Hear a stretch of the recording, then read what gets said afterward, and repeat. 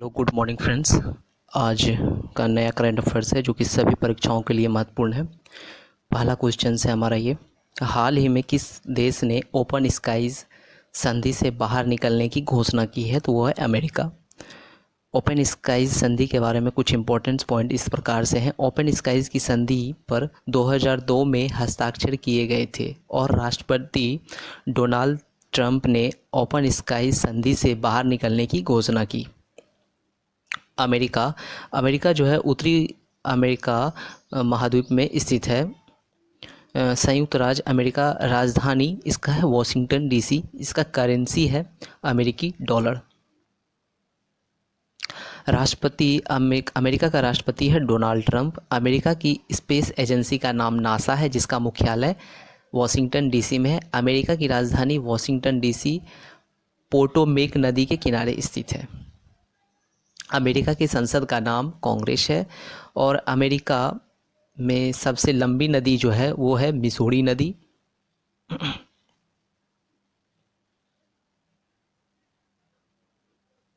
दूसरा क्वेश्चन है हमारा ये कि हाल ही में कौन सा देश दुनिया में पीपीई किट का दूसरा सबसे बड़ा निर्माता बन गया है? दूसरा सबसे बड़ा निर्माता भारत है। इम्पॉर्टेंट पॉइंट पीपीई के बारे में, एक पीपीई किट में मूल रूप से क्या क्या होता है? तो शू कवर होता है, दस्ताने होता है, आई शील्ड होता है, मास्क और गाउन शामिल है। इस पहले स्थान पर तो चीन जो है पहले स्थान पर है पीपीई के मामले में और दूसरे स्थान पर है भारत। तीसरा क्वेश्चन है हमारा ये कि हाल ही में राष्ट्रमंडल दिवस कब मनाया जाता है? तो राष्ट्रमंडल दिवस 24 मई को मनाया जाता है। जिसका इम्पोर्टेंट पॉइंट्स कुछ इस प्रकार से हैं। यह दिवस उन देशों के बीच मनाया जाता है जो राष्ट्रमंडल देशों की सूची में शामिल होने के लिए निर्धारित सभी शर्तों को मानकर समझौता पर हस्ताक्षर करते हैं। ठीक है। पहले इस दिवस को एम्पायर डे के रूप में जाना जाता था। ठीक है। भारत में हेरोल्ड मैकलिन ने इसका नाम बदलकर राष्ट्रमंडल कर दिया। राष्ट्रमंडल दिवस इसका जो थीम है वो है डिलीवरिंग ए common future connecting inverting transforming. मई महीने के कुछ महत्वपूर्ण दिवस हैं जो कि पिछले वाले वीडियो में हमने बताया था और फिर से एक बार रिपीट।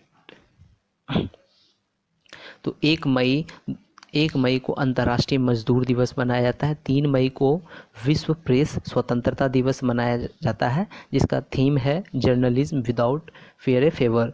तो और मई महीने के पहले मंगलवार को विश्व अस्थमा दिवस यानी 8 मई को विश्व रेड क्रॉस दिवस मनाया जाता है। ठीक है। मई महीने के दूसरे शनिवार को विश्व प्रवासी पक्षी दिवस मनाया जाता है और 12 मई अंतर्राष्ट्रीय नर्स दिवस मनाया जाता है जिसका थीम है nursing the world to health. 16 मई को सिक्किम राज्य दिवस मनाया जाता है। 18 मई को अंतर्राष्ट्रीय संग्रहालय दिवस मनाया जाता है जिसका थीम है अंतर्राष्ट्रीय संग्रहालय दिवस का थीम है समानता, विविधता और समावेश। 20 मई को विश्व मधुमक्खी दिवस मनाया जाता है।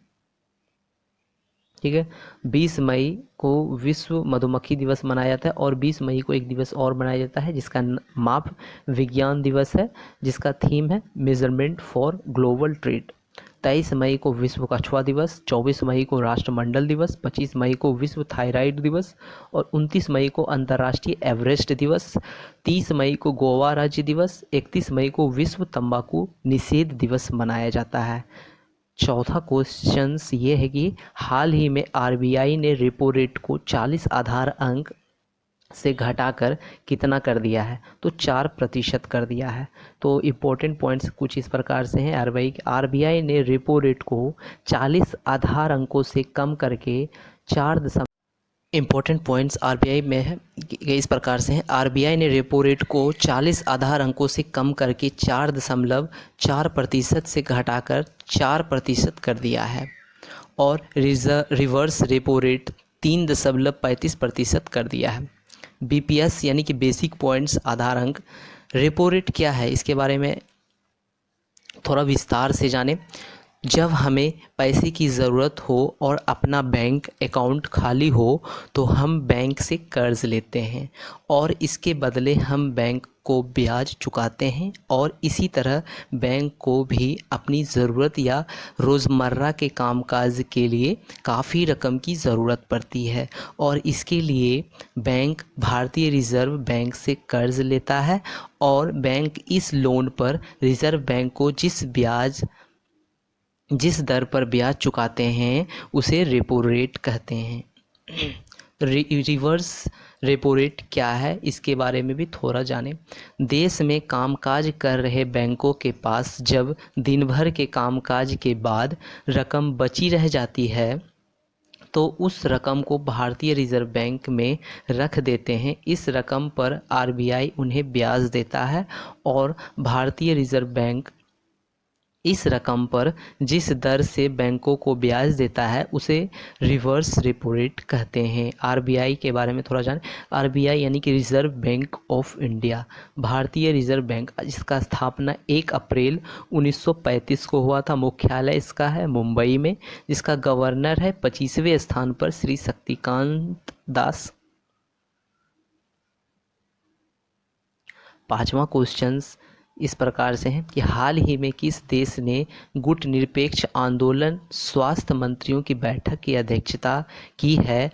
अजरबैजान। अजरबैजान ने किया है। अजरबैजान एशिया और यूरोप महाद्वीप में स्थित है। अजरबैजान कहाँ स्थित है? एशिया और यूरोप महाद्वीप में स्थित है, जिसका राजधानी बाकू है। करेंसी अजरबैजानी मनत है। राष्ट्रपति यहाँ का है इल्हाम अलीयेव। अजरबैजान का राष्ट्रपति है इल्हाम अलीयेव, और इसका प्रधानमंत्री है अली असादोव।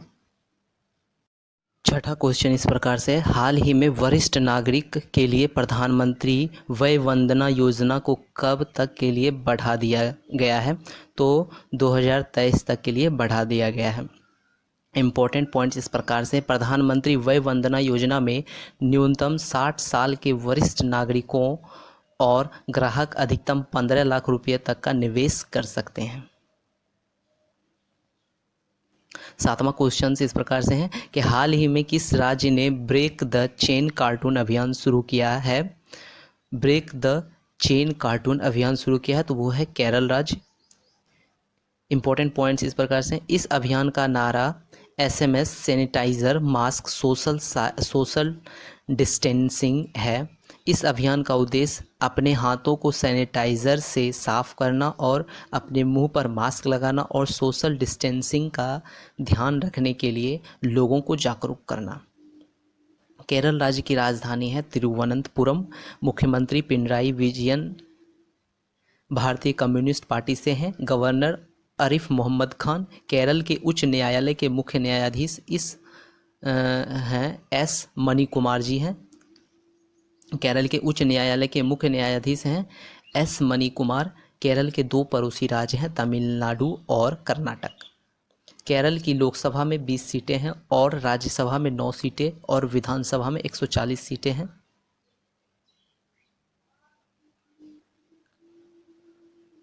8वां क्वेश्चन इस प्रकार की है, हाल ही में किसने हरित ऊर्जा उपकरणों के आयात शुल्क में 20% की वृद्धि की है? निर्मला सीतारमण। इसका उद्देश्य उपकरणों के स्थानीय विनिर्माण को चलाना और कम गुणवत्ता वाले चीनी उपकरणों के आयात को कम करना है। निर्मला सीतारमण हमारे देश के वित्त मंत्री हैं। 9वां क्वेश्चन इस प्रकार से है कि हाल ही में किसने खनिज कानून विधेयक 2020 पारित किया है? लोकसभा।